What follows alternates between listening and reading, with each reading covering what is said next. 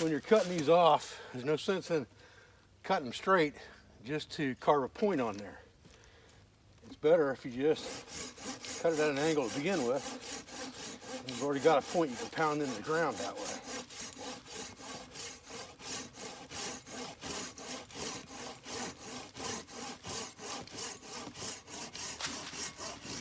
Kill two birds with one stone. Cut the other end off. You're ready to rock and roll.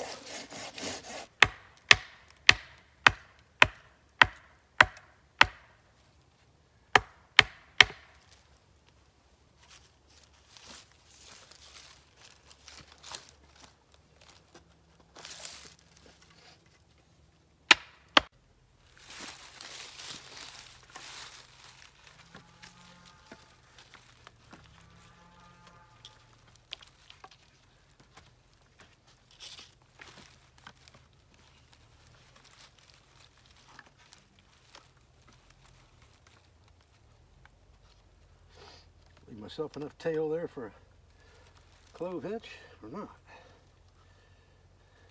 There we go.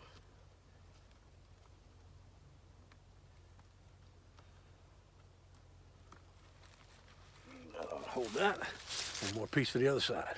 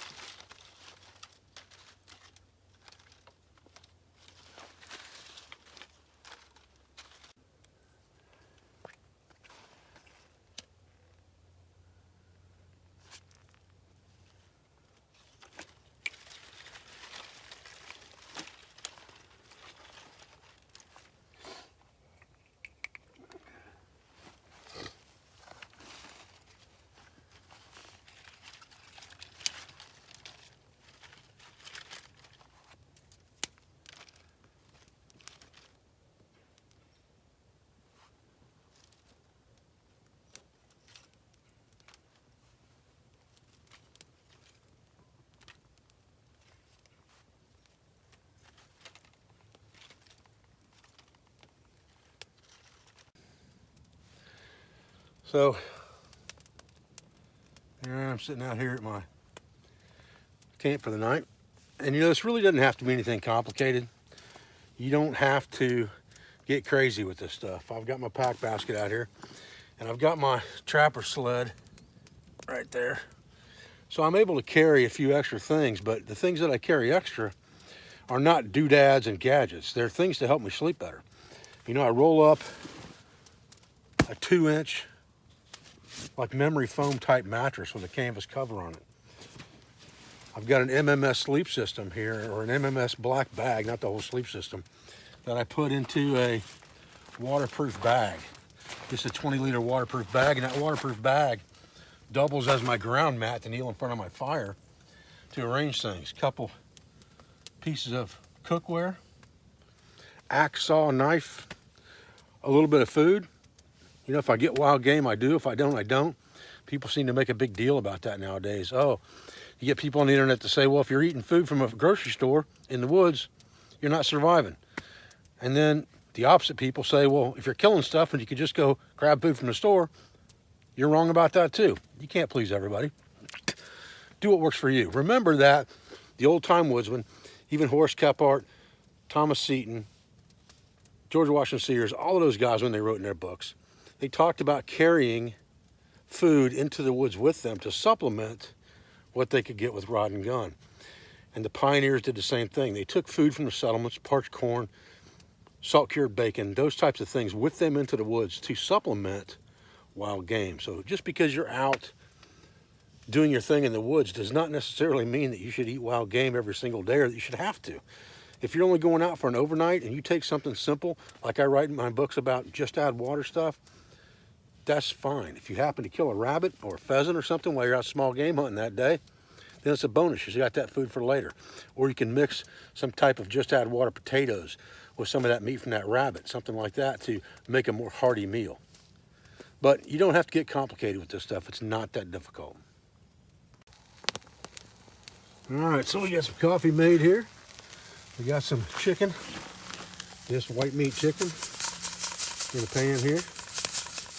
A little stir fry going on. We're going to mix some potatoes with that in a few minutes and some Old Bay. I'm going to call that the meal of the night. We got some coffee made. Smoothing it. I like to really cut these potatoes up good. Or, excuse me, I like to cut this chicken up real well while I'm stir frying it. Then I'm going to add a little water to it and add a little Idahoan baby red potatoes to it. We're going to have a really, really good meal here shortly.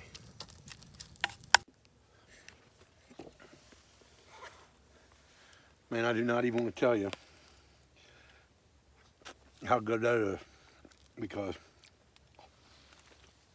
it's amazing. And like I said before, you know, you can go out and you can buy freeze-dried type meals, take in your backpack, but $1 bag of Idahoan potatoes and about a $2 bag of chicken, there's enough food there for 2 meals easy. Didn't take anything to fix that. A little bit of Old Bay seasoning and it is absolutely delicious. There's way more food there than I can eat in one sitting, for sure, for about $3.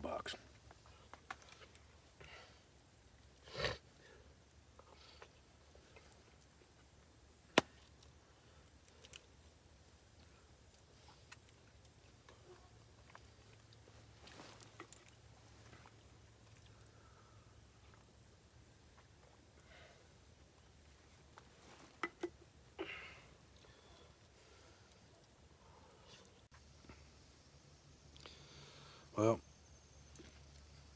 about time to hit the hay.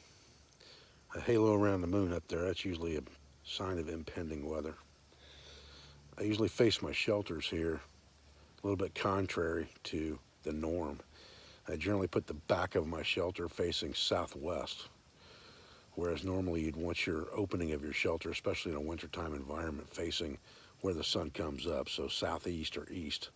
The problem is the weather here comes from the direction of the south most of the time. So if weather comes in here tonight from the southwest and I've got my shelter facing south, I'm going to have water coming in this open face shelter. So generally speaking, I don't pay attention to that old bit of wisdom there and always face toward the rising sun or the upcoming sun during the zenith hours, but I generally pay attention to the weather. And our weather, like I said, southwest, so that's where my back of my shelter is. Hopefully if it gets too ugly tonight, we'll stay dry.